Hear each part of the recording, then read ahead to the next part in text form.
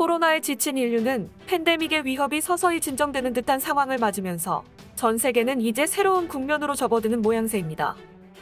한때 백신 접종이 코로나를 극복할 수 있는 유일한 방법이라 생각하고 백신에 큰 기대를 걸었던 대부분의 사람들은 접종 후 나타난 결과를 보고 그 생각이 얼마나 잘못된 것인지 인식하게 됐습니다.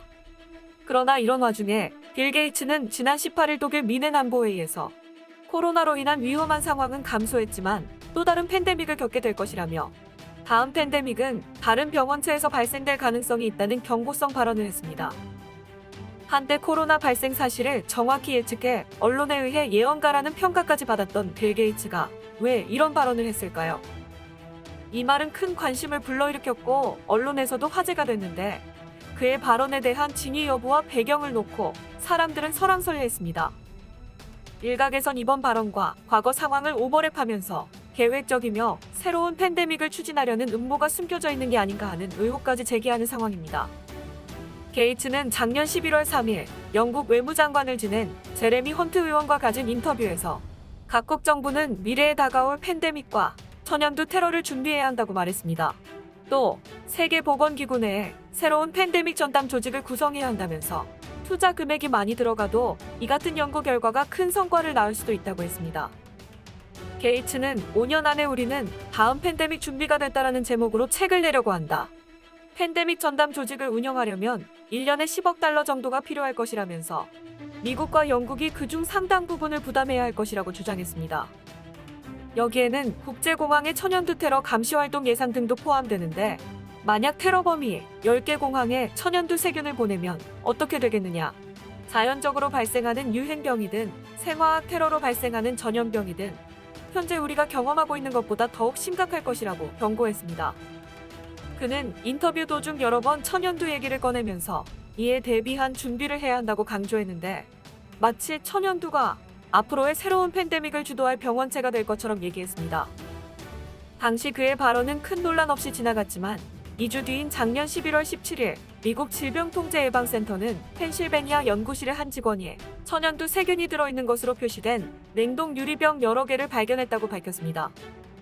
CDC는 직원이 백신 연구를 수행하는 시설에 있는 냉동고를 청소하는 과정에서 바이알을 발견했다고 밝히면서 이 문제를 다른 기관과 조사하고 있으며 바이알의 내용물은 온전해 보인다고 했습니다. 또 바이알을 발견한 실험실 직원은 장갑과 마스크를 착용하고 있었기 때문에 세균에 노출된 사람은 없다고 덧붙였습니다. 천연두는 지금까지 지구상에서 근절된 것으로 알고 있는데 왜 천연두 세균이 그곳에서 발견됐는지 많은 의혹이 일었지만 CDC는 더 이상 자세한 정보를 제공하지 않았습니다.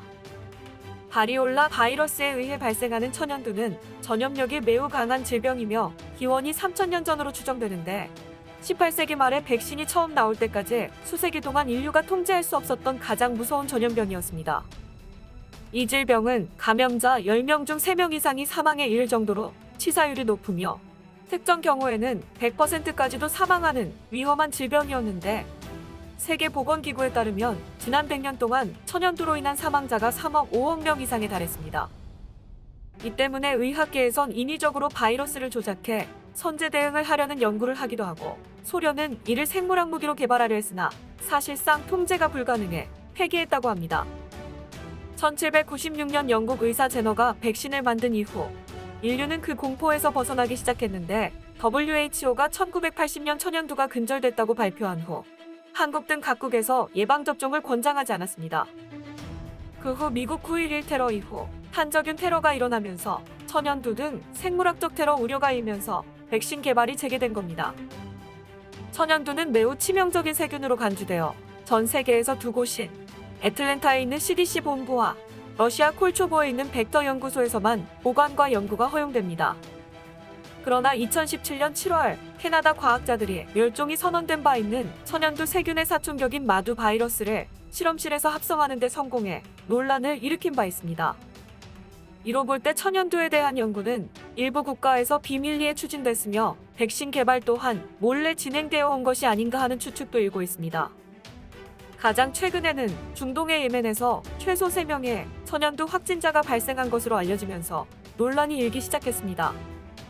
지난 2월 9일 트위터에는 천연두 발병자라고 설명하는 사진이 올라오기도 했는데 사진의 진위 여부는 미확인이고 예멘 언론에서도 발생 사실을 짧게 보도했지만 어떤 이유에선지 더 확산되지는 않았습니다. 지금까지 미디어파이였습니다.